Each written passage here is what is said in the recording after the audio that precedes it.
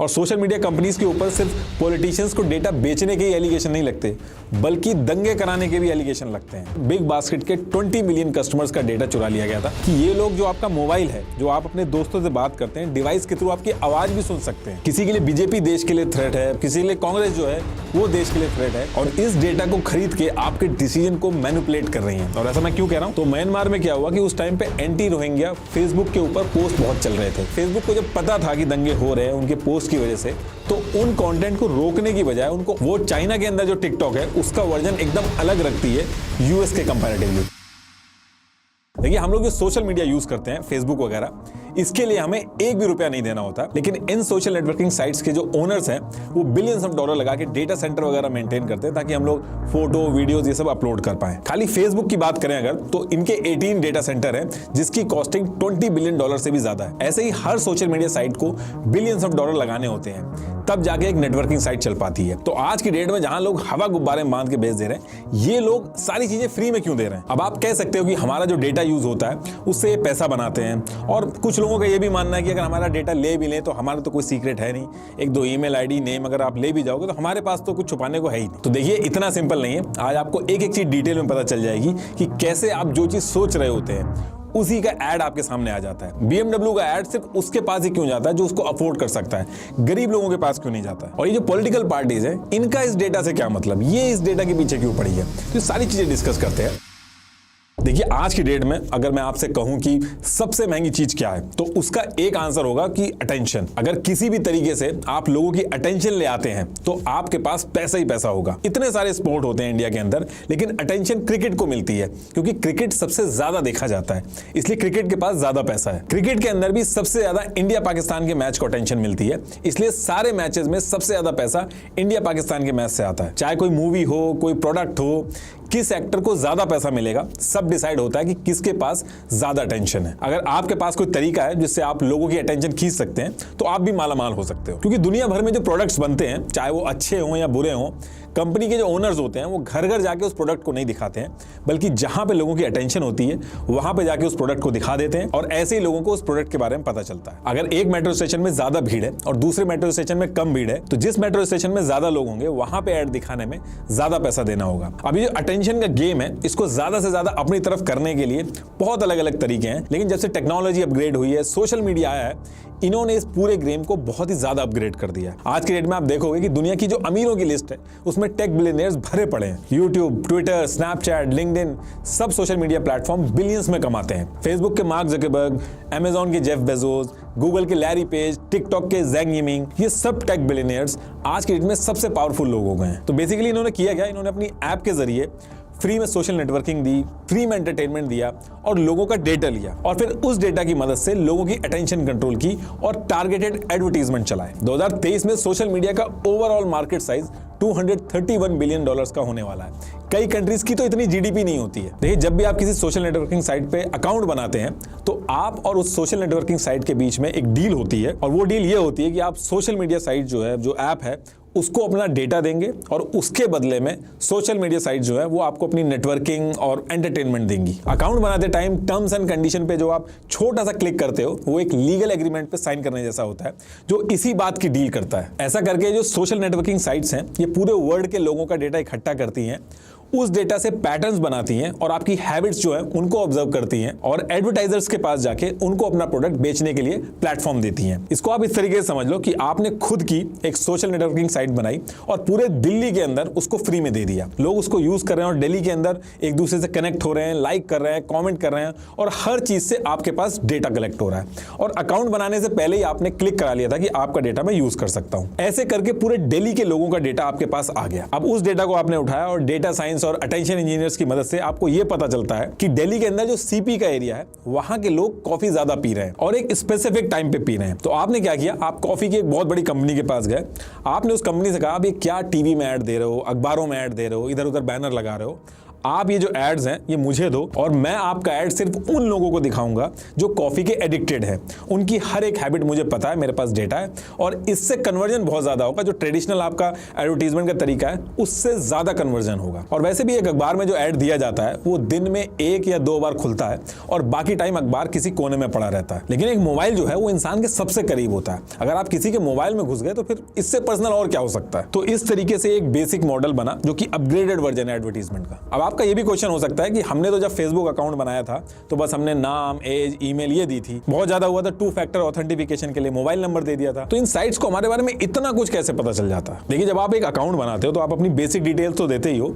लेकिन आप क्या लाइक कर रहे हो, किस पोस्ट के ऊपर कमेंट कर रहे हो, कितने टाइम एक्टिव हो, कौन से दिन उसको यूज नहीं कर रहे हो, कौन कौन सी लोकेशन पे जाके उसको यूज कर रहे हो, आप जो सोशल मीडिया के ऊपर इमेज पोस्ट करते हो उसके एग्जिट डेटा से जो आपके जीपीएस कोऑर्डिनेट्स हैं वो पता चल जाते हैं, कौन से कैमरा से आपने फोटो ली है वो पता चल जाता है, फाइल साइज, डेट, हर एक चीज पता चल जाती है। आप कभी ट्राई करिएगा अपनी इमेज को ऑनलाइन एग्जिट डेटा उसका चेक करिएगा, तब आपको पता चलेगा कि आपकी एक पिक्चर में कितनी सारी डिटेल्स होती हैं और ये सारी डिटेल्स सोशल नेटवर्किंग साइट जो होती हैं वो सेव करके रखती हैं। ये लाइक, कमेंट, शेयर बटन ये एक्चुअल में एक ट्रैकर की तरह काम कर रहे होते हैं जो कॉन्टिन्यूअसली आपकी हरकतों को, आपकी इंफॉर्मेशन को सोशल मीडिया साइट्स को दे रहे होते हैं। ये जो लाइक और कॉमेंट शेयर करके आप छोटा छोटा डेटा अपना दे रहे हो सोशल नेटवर्किंग साइट्स को, अगर आप ये नहीं दोगे तो आप इनके किसी काम के नहीं हो। उस केस में ये जो सोशल नेटवर्किंग साइट्स हैं ये आपको इनके प्लेटफॉर्म को नहीं यूज करने देंगी। 2018 में फेसबुक के सीईओ ने एक इंटरव्यू में कहा था कि अगर कोई यूजर ऐसा कह रहा है कि हमारा डेटा मत यूज करो, एडवर्टाइजर्स को मत दो, तो उस केस में इस प्लेटफॉर्म को यूज करने के लिए उनको पैसे देने होंगे। पहले क्या होता था कि जब आप किसी वेबसाइट पे लॉगिन करते थे तो आपको बार बार डिटेल्स डालनी होती थी, मतलब कि एक बार डिटेल्स डाल के वेबसाइट लॉगिन की, फिर दोबारा साइट खोलोगे तो फिर सारी डिटेल्स लॉगिन वगैरह करनी होगी। हर बार जब आप वेबसाइट पे जाते थे तो वेबसाइट आपको एक यूनिक यूजर की तरह ट्रीट करती थी। वेबसाइट की खुद की कोई मेमोरी नहीं होती थी, तो उसको नहीं पता चल पाता था जो आदमी अभी वेबसाइट यूज कर रहा है वो पहले यूज करके गया है कि नहीं। फिर मॉन्टुली नाम के एक आदमी कुकीज लेके आए। आज की डेट में जब आप किसी वेबसाइट पे जाते हो तो वो आपसे कहता है कि एक्सेप्ट कुकीज, आपसे परमिशन लेता है, तो जैसे ही आप उसको एक्सेप्ट करते हो वेबसाइट आपकी डिटेल्स ब्राउजर में सेव कर देता है। ये जो कुकीज होती है ये एक तरह से वेबसाइट की मेमोरी की तरह एक्ट करती है। अब मान लो आप टाइम्स ऑफ इंडिया की वेबसाइट पे गए, यहाँ पे आपने कुकीज एक्सेप्ट कर ली, यहाँ आपकी सारी डिटेल्स जो है वो सेव हो जाएंगे। अब दोबारा आप जब वेबसाइट पे जाओगे तो वेबसाइट आपकी जो डिटेल्स है वो याद रखेगी, इस वेबसाइट के पास आपका डेटा सेव हो गया, जो भी डिटेल्स आपने डाली होंगी। फिर मान लो आप किसी शॉपिंग वेबसाइट पे गए, वहां पे आपने जो आपका डेबिट कार्ड है, क्रेडिट कार्ड है, उसकी डिटेल्स भरनी पड़ी, तो वो वेबसाइट जो है वो डिटेल्स याद कर लेगी। फिर एक थर्ड पार्टी कुकीज भी होती है जिसमें ये वेबसाइट जो है वो आपस में कम्युनिकेट करती हैं। आप कभी कभी किसी वेबसाइट पे जाते होंगे, वहां पे देखते होंगे फेसबुक का लाइक बटन है और जब आप लाइक करते होंगे तो उनके फेसबुक पे आ जाता होगा, तो वो थर्ड पार्टी कुकीज है। तो इस तरीके से ये लोग आपस में कनेक्टेड रहते हैं और जो इन्फॉर्मेशन है वो एक दूसरे से शेयर करते रहते हैं। तो इन कुकीज की मदद से अलग अलग वेबसाइट पे जो आप दौड़ दौड़ के इन्फॉर्मेशन देते जाते हो वो सारा कुछ ट्रैक करती हैं। जिस वेबसाइट पे ज्यादा लोग जाएंगे वहां ज्यादा अटेंशन, ज्यादा डेटा और ज्यादा पैसा है, इसलिए अलग अलग तरीके से वेबसाइट्स आपको ट्राई करती हैं और अपनी वेबसाइट पे बुलाती हैं, यूजर बनने को कहती हैं, ताकि आपकी ज्यादा से ज्यादा डिटेल्स उनके पास है। जितने ज्यादा यूजर्स होंगे उतना ज्यादा डेटा होगा और उतने ज्यादा पैसे होंगे। और जब एक बार यूजर्स वेबसाइट पे आ जाता है तो ये वेबसाइट डायरेक्ट एडवर्टाइजर्स के पास जाके एड्स नहीं दिखाती है, बल्कि इन एडवर्टाइजर्स और वेबसाइट के बीच में होते हैं गूगल एडसेंस या फिर फेसबुक ऑडियंस नेटवर्क या फिर माइक्रोसॉफ्ट एडवर्टाइजिंग या अमेजॉन एडवर्टाइजिंग। ये सबके अलग अलग है, ये इनका काम एक ही होता है। ये एक तरह से मिडिल मैन होते हैं वेबसाइट और एडवर्टाइजर के बीच में। इनका काम होता है कि रेलेवेंट एड्स जो हैं वो वेबसाइट पे लगा के वेबसाइट के यूजर्स को दिखाना, और ये सारी चीजें ये लोग थर्ड पार्टी कुकीज के थ्रू करते हैं। ये देखिए टाइम्स ऑफ इंडिया की वेबसाइट मैंने खोली है, साइड में ये जो एड आ रहा है, अगर मैं इसके बाद जूतों वाली वेबसाइट पे जाऊं और कॉन्टिन्यूअसली सर्च करते रहूं तो अगली बार जब मैं टाइम्स ऑफ इंडिया की वेबसाइट पे आऊंगा तो जूतों से रिलेटेड एड आ सकता है। तो इस तरीके से थर्ड पार्टी कुकीज के थ्रू ये सारी वेबसाइट इंटरकनेक्टेड रहती है। अब इस चीज में आप ये भी कह सकते हैं एड ही तो दिखा रहे हैं, हम लोग खरीदेंगे ही नहीं इनसे, हम बाहर जाके खरीद लेंगे। इस पूरी चीज को आप ऐसे समझ लो कि आप घर में अपने मॉम एंड डैड के साथ डिसाइड करके निकलते हो कि स्कूल के लिए हमें जूते खरीदने हैं, और आपके घर के निकलने से पहले ही पूरे मार्केट को पता हो कि ये तीनों मार्केट में आके जूते खरीदेंगे, और जो दुकानदार ज्यादा पैसे देके ऐड दिखाएगा मिडिल मैन के थ्रू, उसी के जूते दिखाए जाएंगे। तो यही रीजन है कि आज की डेट में ये जो डेटा है, लोगों का डेटा है, ये मिडिल ईस्ट के ऑयल से भी ज्यादा वैल्यू रखता है। 2017 में द इकोनॉमिस्ट में एक रिपोर्ट पब्लिश हुई थी जिसमें डेटा को ऑयल से भी ज्यादा वैल्यूएबल कंसीडर किया गया था। अब क्योंकि ये डेटा वैल्यूएबल होता है तो हैकर्स वगैरह जो होते हैं वो भी अलग अलग साइट से अटैक करके डेटा चुरा भी लेते हैं आइडेंटिटी फ्रॉड वगैरह करने के लिए। जैसे मान लो आपने ओला, उबर, इन सब पे किसी पे प्रोफाइल बनाई और उनके सर्वर पे अटैक करके हैकर्स आपका डेटा चुरा लें, और उसको चुराने के बाद ये जो हैकर्स होते हैं या तो उस डेटा को बेच देते हैं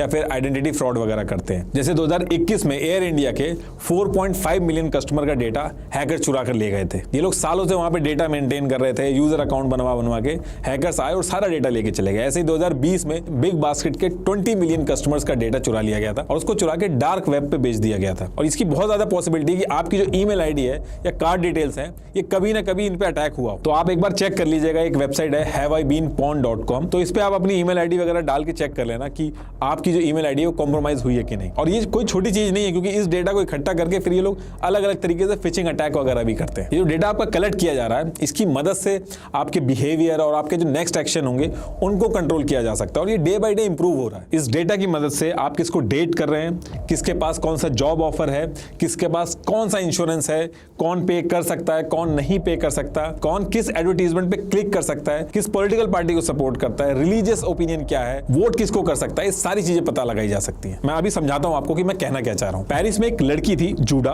तो जूडा ने अपने ब्रेकअप के बाद टिंडर यूज किया और जब वो यूज कर रही थी तो उसमें उसको अपनी प्रोफाइल की रेटिंग को लेकर कुछ डिससेटिस्फेक्शन था। तो उसने टिंडर को कई सारे ईमेल भेजे, 6 महीने तक कंटिन्यूअसली ईमेल भेजे कि आप मेरा जो डेटा है उसको भेजो, मुझे चेक करना है कि आप सही से कर रहे हो कि नहीं। यूरोप के जो डेटा प्रोटेक्शन लॉ है वो थोड़े स्ट्रिक्ट है, तो वहां पे आप चाहो तो ऐसा कर सकते हो। तो कंटिन्यूअस फॉलोअप करने के बाद, ईमेल भेजने के बाद 800 पेजेस का डेटा भेजा टिंडर ने। सिर्फ कुछ दिनों टिंडर यूज करने पे 800 पेजेस का डेटा इकट्ठा कर लिया था टिंडर ने। जूडा जो थी उस डेटा को देख के बहुत ज्यादा सरप्राइज थी, क्योंकि जो जूडा को खुद के बारे में नहीं पता था, उससे कहीं ज्यादा टिंडर को उसके बारे में पता था। उस डेटा से यह पता चला कि टिंडर को यह तक पता था कि वीक में कितनी बार वो लोनली फील कर रही थी, किस तरह के लड़के उनको पसंद है, किस किस टाइम पे वो लड़कों की तरफ ज्यादा अट्रैक्ट हो सकती थी, कितने मैसेज किन किन लड़कों को भेजे, न्यू ईयर उन्होंने अकेले बनाया, म्यूजिक टेस्ट क्या, लोकेशन, पसंद नापसंद, उनकी एक एक डिटेल टिंडर के पास थी। अब आप सोच के देखिए, इतनी डिटेल अगर आपको मिल जाए किसी की, तो आप उसको मैनिपुलेट करना कितना आसान होगा। उसका पॉलिटिकल ओपिनियन हो, किसी एडवर्टाइजमेंट पे क्लिक कराना हो, कितना आसान होगा। यहां तक कि जो सोशल मीडिया कंपनीज हैं, उनके ऊपर मल्टीपल टाइम इंक्वायरीज बैठ चुकी हैं कि ये लोग जो आपका मोबाइल है, जो आप अपने दोस्तों से बात करते हैं, डिवाइस के थ्रू आपकी आवाज भी सुन सकते हैं। हालांकि ये प्रूव नहीं हो पाया। एक्चुअली लोगों के साथ क्या हो रहा था कि वो फोन पे जो भी अपने फ्रेंड से बात कर रहे थे, अगले दिन या 1-2 दिन बाद उसी से रिलेटेड प्रोडक्ट उनके सामने आ जा रहे थे। हालांकि ये बात प्रूव नहीं हो पाई, लेकिन सोशल मीडिया कंपनी ने ये जो इनका डेटा का गेम है बहुत ज्यादा स्ट्रॉन्ग कर लिया है। अगर किसी घर के अंदर वाइफ जो है वो वॉशिंग मशीन सर्च कर रही है, तो घर के अंदर जो कमाने वाला बंदा है, अगर वो हस्बैंड है, तो उसको वॉशिंग मशीन का एड रिकमेंड होने लग जाएगा अगर वो सेम वाईफाई में है। Browser history, search history, social media activity, location, demographic data, इन सारी डिटेल से बड़े आराम से आपके बिहेवियर, कौन सा कंटेंट आप देख रहे हैं, किस हिसाब के प्रोडक्ट आप सर्च कर रहे हैं, हर एक चीज पता लगाई जा सकती है और उसके हिसाब से फिर आपको टारगेटेड एडवर्टाइजमेंट दिखाया जाता है। और आपकी जो एक साइकोलॉजिकल प्रोफाइल होती है, अपडेट भी होती रहती है कि पहले आपको ये पसंद है और आज की डेट में आपको ये पसंद है। और फेसबुक में इसलिए बार बार फेसबुक का नाम ले रहा हूं क्योंकि फेसबुक फेमस है। बाकी जब भी मैं बात कर रहा हूं तो मैं सारे प्लेटफॉर्म की बात कर रहा हूं, जितने भी सोशल मीडिया प्लेटफॉर्म है। सोशल मीडिया पे अकाउंट बनाने से पहले एक बार जब आप टर्म्स एंड कंडीशन पे यस कर देते हो, तो उसके बाद आपका डेटा लेने के लिए ये लोग एलिजिबल हो जाते हैं। इसलिए आप देखोगे टर्म्स एंड कंडीशन को बहुत बोरिंग तरीके से बनाया जाता है। लीगल टर्म्स उसमें बहुत यूज करते हैं, जिसको एक्चुअल में समझने के लिए एक लॉयर की जरूरत पड़ जाए। मतलब एक आम आदमी उसको पढ़ ही नहीं सकता। इनके प्लेटफॉर्म जो होते हैं वो एकदम सिंपल टू यूज होते हैं, ताकि आप उसी से चिपके रहो।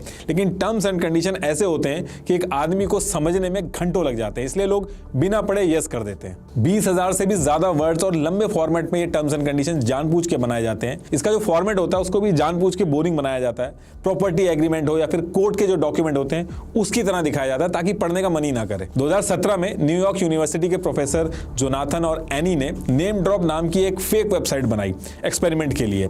इसमें इन्होंने 543 स्टूडेंट्स को ज्वाइन करवाया और सेम फॉर्मेट में टर्म्स एंड कंडीशन बना के, जैसे सोशल मीडिया कंपनी बनाती हैं, उसको बनाया और इस ऐप में इंटीग्रेट कर दिया। और ये जो टर्म्स एंड कंडीशन बनाई थी इन्होंने, इसमें एक चीज इन्होंने ये की, पैराग्राफ 2.3.2 में एक चीज डाल दी कि जो इस टर्म एंड कंडीशन को यस करेगा, उसका पहला बच्चा जो होगा वो लीगली नेम ड्रॉप का जो ओनर है उसका हो जाएगा। ऐसा इन्होंने इसलिए किया था क्योंकि इनको चेक करना था कि हाँ कितने लोग बोलेंगे। 1/4 स्टूडेंट्स को छोड़ के बाकी जितने भी लोग थे उन सब ने इन टर्म्स एंड कंडीशन पे यस कर दिया। इन टर्म्स एंड कंडीशन को लेकर मल्टीपल टाइम डिस्कशन हो चुके हैं। फेसबुक ने मल्टीपल टाइम कहा है कि हम स्ट्रिक्ट रूल बनाएंगे, यूजर का डेटा सेफ रहे, मतलब कि फेसबुक हमारा डेटा मिस यूज नहीं करेगा। इस चीज को लेकर फेसबुक खुद स्ट्रिक्ट रूल बनाएगा। कहने का मतलब यह है कि जो लड़ाई चल रही है डेटा की, इसमें हर एक यूजर अकेला है, इसमें गवर्नमेंट का भी कोई सपोर्ट नहीं है। आजकल आपने देखा होगा फेसबुक पे कई लोग पोस्ट करते हैं कि फेसबुक को मैं अनुमति नहीं देता हूं मेरा डेटा यूज करने की, ये सब करके पोस्ट करते हैं। उससे कुछ नहीं होगा, क्योंकि टर्म्स एंड कंडीशन में डेटा देने की अनुमति पहले ही हो चुकी है। 2013 में एक डॉक्यूमेंट्री आई थी, टर्म्स एंड कंडीशन में अप्लाई, उसको देखिएगा आप। इन दिखाया था कि कैसे सोशल मीडिया कंपनीज आपका डेटा लीक करके मिसयूज करती हैं, उसको कैसे बेच देती हैं। सोशल मीडिया कंपनीज में आपस में भी अटेंशन को लेके, डेटा को लेके बहुत कंपटीशन है। जिस प्लेटफॉर्म के पास सबसे ज्यादा यूजर्स रहेंगे उस प्लेटफॉर्म पे ज्यादा एक्टिविटी होगी और ज्यादा अटेंशन होगी और डेटा ज्यादा कलेक्ट होगा, मतलब कि ज्यादा प्रॉफिट होगा। और ज्यादा डेटा कलेक्ट होने के बाद ये लोग उस डेटा से पैटर्न बनाते हैं ताकि और एक्यूरेट गेस कर पाए कि यूजर का नेक्स्ट स्टेप क्या होगा। इसलिए इन सारी सोशल मीडिया कंपनीज का बस एक ही एम है, जिसके लिए लोग दिन रात काम करते हैं कि कैसे भी करके आप इनके ऐप से चिपके रहें। नेटफ्लिक्स के ओनर ने एक बार कहा था कि फेसबुक, गूगल हमारे कंपटीशन तो हैं, लेकिन मार्केट बहुत बड़ा है। हमारा असली कंपटीशन तो एक आदमी की स्लीप यानी कि नींद है, क्योंकि यही वो टाइम है जब यूजर के ऊपर कोई एल्गो काम नहीं करती है। और अगर आप ध्यान से देखो तो हर सोशल मीडिया कंपनी जो है वो दुनिया के बेस्ट माइंड, बेस्ट स्ट्रेटेजिस्ट को हायर करके उनसे सिर्फ यही करवा रही है कि कैसे भी करके आप इनके ऐप से चिपके रहें। और ये काफी हद तक कामयाब भी रहे। जो पहले आप अपने फ्रेंड से मिलने जाते थे, फन करते थे, वो टाइम आज की डेट में आप मोबाइल को देते हो। बाहर ग्राउंड में खेलने जाते थे, वो टाइम अब इनके पास जाता है। 1 मिनट के लिए भी अगर कहीं लाइन लगी और वहां पे वेट करना पड़ जाए तो तुरंत मोबाइल निकल जाता है हर किसी का। इनफैक्ट मूवी हॉल के बीच में अगर ऐड आ जाए उसके बीच में भी मोबाइल निकल जाता है, वो टाइम भी इनके पास जाता है। वॉशरूम में बैठ के जो आप पहले सोचते थे, आज की डेट में वो टाइम भी इनके पास चला गया है।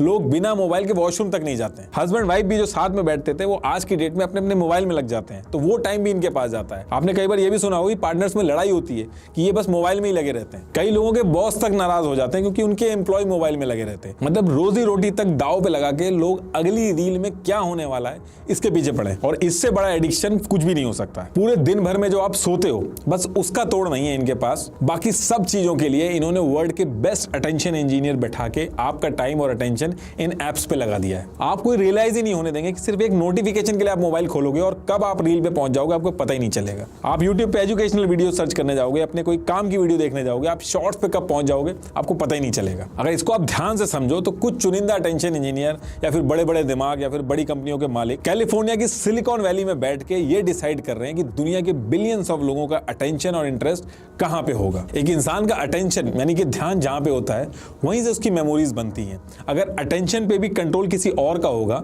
तो वो हमारी लाइफ कहां रही। जिस तरीके से कैपिटलिज्म ने सिर्फ वीकेंड छोड़ा जीने के लिए, ट्रेंड्स होते हैं, ट्विटर के ट्रेंड्स, रील्स के ट्रेंड्स, बस यही मेमोरीज रहेंगी। सिर्फ ऐड दिखा के प्रोडक्ट बेचने की बात होती तो भी ठीक था, लेकिन इस डेटा से आपकी सोशल और पॉलिटिकल बिहेवियर भी कंट्रोल किए जाते हैं। बिग डेटा और डेटा माइनिंग जैसी टेक्नोलॉजी का यूज करके लार्ज अमाउंट ऑफ डेटा यानी कि पूरी पॉपुलेशन के बिहेवियर और पैटर्न को समझा जाता है। फिर उनको टारगेटेड कंटेंट दिखाया जाता है, ऐसा कंटेंट जिससे इन सोशल मीडिया कंपनीज के जो इंटरेस्ट हैं वो पूरे हो जाए। आज से कुछ साल पहले क्या होता था कि जिस दोस्त को आप ऐड करते थे अपनी प्रोफाइल में, जिस क्रिएटर को आप फॉलो या सब्सक्राइब करते थे, आपको सिर्फ उसका कंटेंट दिखाया जाता था। लेकिन आज की डेट में आप देखोगे भले ही आपने किसी को भी फॉलो कर रखा हो, लेकिन ये सोशल मीडिया प्लेटफॉर्म आपको खुद से कंटेंट रिकमेंड करते हैं। आप अच्छा कंटेंट देखो, आपकी ग्रोथ उससे ज्यादा अच्छी हो। सोशल मीडिया कंपनी के लिए ये इंपॉर्टेंट नहीं है, उनके लिए इंपॉर्टेंट है कि बस उनके ऐप पे आप पड़े रहो। इसलिए आपके डेटा को एनालाइज करके आपको वो कंटेंट परोसा जाता है जिसमें आप ज्यादा से ज्यादा टिके रहो। एक कैसीनो की स्लॉट मशीन की तरह पूरे कंटेंट को डिजाइन किया जाता है। एक एक स्क्रॉल पर आपके लिए सरप्राइज है, इस उम्मीद में कि अगली बार कुछ और नया मिलेगा।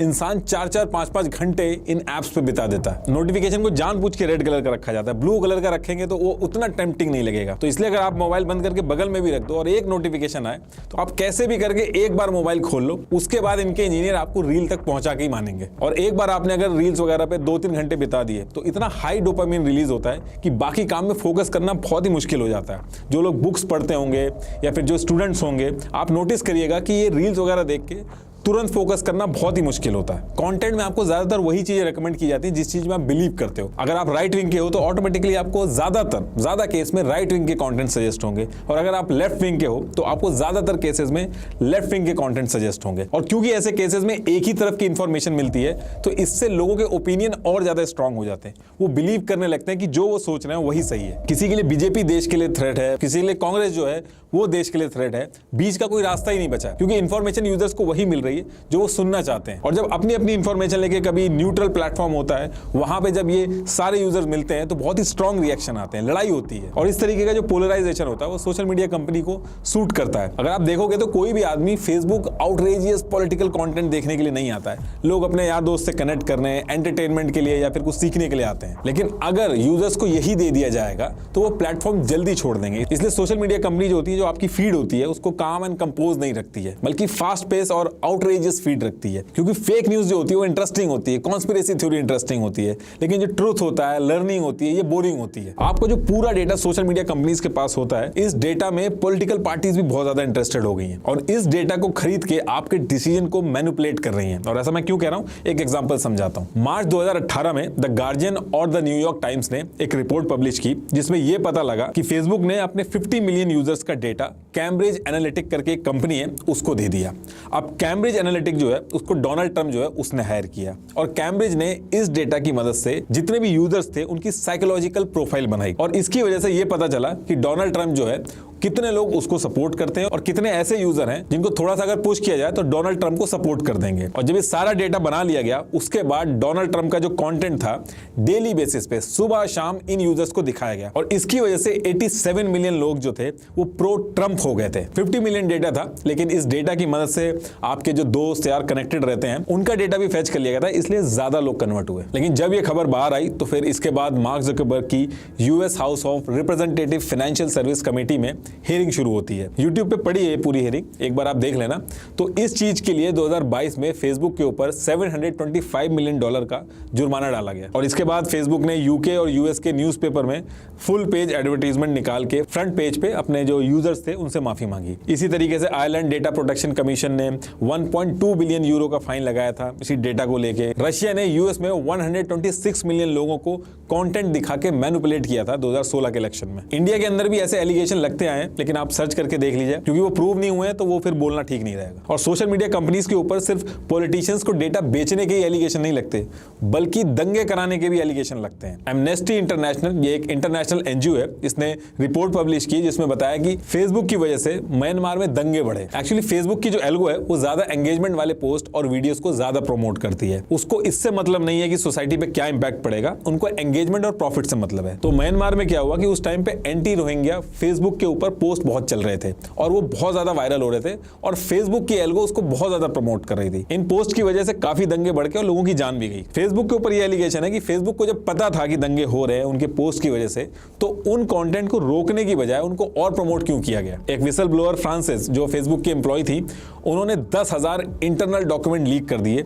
तब पता चला कि फेसबुक को इन सब के बारे में पहले से ही पता था, लेकिन उसके बाद भी ये लोग उसको प्रमोट कर रहे थे। रोहिंग्या कम्युनिटी के एक मेंबर हैं, उन्होंने ऑफिशियल स्टेटमेंट दिया कि जैसे दुनिया के बाकी लोग रहते थे वैसे हमारा भी रहने का सपना था, लेकिन फेसबुक ने हमारा ये सपना तोड़ दिया। सोशल मीडिया कंपनीज की जो एल्गो है वो डिजाइन इस तरीके से है कि जहां पे ज्यादा एंगेजमेंट होगी, मतलब कि लाइक्स, कॉमेंट, शेयर ये सब ज्यादा होंगे, वो उसको ज्यादा प्रमोट करेगी और ये एंगेजमेंट एक्सट्रीम और भड़काऊ कॉन्टेंट पे सबसे ज्यादा होती है। अब जैसे मैं एक ट्वीट करूं कि रोहित शर्मा बहुत अच्छा खिलाड़ी है, मुझे बहुत पसंद है, और वहीं मैं दूसरा ट्वीट करूं कि रोहित शर्मा अभी तक का ग्रेटेस्ट प्लेयर है, ना उसकी तरह कोई आया है और ना ही कोई आएगा, और जो इस चीज को नहीं मानता वो बेवकूफ है। अब आप बताओ किस पोस्ट पे ज्यादा रिएक्शन आएंगे, ज्यादा एंगेजमेंट होगा, अटेंशन कहां ज्यादा होगी। इसलिए आप देखोगे कि जो लोग फार राइट कंटेंट बनाते हैं या फिर फार लेफ्ट कंटेंट बनाते हैं वो जल्दी ग्रो करते हैं। और इसमें ऐसा नहीं है कि एक दो सेब खराब हैं जिनकी वजह से ये पूरा बास्केट खराब हो रहा है, बल्कि जो पूरा सिस्टम है और ये जो एल्गो है, ये डिजाइन इस तरीके से हुई है कि खराब सेब को ही रिवॉर्ड दिया जाता है। इसलिए नफरत और एक तरफा बात करने वाले लोग जल्दी लाइमलाइट में आते हुए दिखेंगे आपको। मेलिसा रेयान, ये एक इलेक्शन स्ट्रेटेजिस्ट रही हैं जो इलेक्शन की स्ट्रेटेजी स्टडी करती थी। इन्होंने कहा कि जो अगली कंटेंट होता है वो ज्यादा वर्क करता है, और ये जो पूरा एल्गोरिदम है जो यूजर एक्टिविटी के हिसाब से काम करता है, इस एल्गो को अगर कोई पॉलिटिशियन या कोई पावरफुल आदमी चाहे तो बड़ी आसानी से मैनिपुलेट भी कर सकता है कॉम्प्यूटेशनल प्रोपेगेंडा चलाने के लिए, मतलब कि अपने फेवर की न्यूज वायरल करा सकता है जिससे उस पार्टी को फायदा हो। और इसमें मेनली काम आते हैं बॉट्स। ये जो आप देखते होंगे कि कई वेबसाइट पे कंप्यूटर चैट्स अपने आप रिप्लाई करने लगते हैं। आप हाय हाउ आर यू बोलोगे तो उसके रिप्लाई अपने आप आ जाएंगे। तो वो बॉट्स होते हैं, वो कोई ह्यूमन नहीं होता है। तो ऐसे करके लाखों करोड़ों बॉट्स अकाउंट बन जाते हैं और फिर उन बॉट्स अकाउंट से अपना प्रोपेगेंडा चलाना बहुत ही आसान हो जाता है। मान लो आपको केक बहुत पसंद है, आपके दिमाग में आया कि जितने भी केक के अकाउंट्स हैं उनके मैं सारे पोस्ट लाइक करूंगा। अब इसके लिए आपको पहले तो सर्च करना होगा केक वाले अकाउंट कहाँ है, फिर उसमें से उनके पोस्ट देखने होंगे, फिर जाके लाइक करना होगा। लेकिन इसकी बजाय आप एक अकाउंट बनाओ, उसमें कुछ ऑटोमेटेड स्क्रिप्ट ऐड कर दो, तो वो खुद सारे अकाउंट सर्च करके लाइक शेयर जो मैसेज करना वो कर देगा। और इसी चीज को बॉट कहते हैं। तो इन बॉट्स की मदद से अगर किसी पॉलिटिकल पार्टी के बारे में कुछ फैलाना हो, किसी पार्टी के बारे में बताना हो कि ये चाइना से मिली हुई है, तो इन बॉट्स अकाउंट का यूज करके मल्टीपल मैसेज करवाए जा सकते हैं, ट्रेंड चलवाए जा सकते हैं, कमेंट करवाए जा सकते हैं, जिससे एक माहौल बनता है। मान लो किसी कंट्री को किसी एनवायरमेंट डील से बाहर होना है किसी मजबूरी की वजह से, तो पेड मीम पेजेस और बॉट अकाउंट से आप बढ़िया सिग्मा म्यूजिक लगा के सोशल मीडिया पे एक माहौल बना सकते हो कि देखिए खुद इन कंट्रीज ने इतने सारे एसी इतने साल तक लगाए और ये अब हम लोगों को ज्ञान दे रहे हैं। तो ये सारी चीजें यूज करके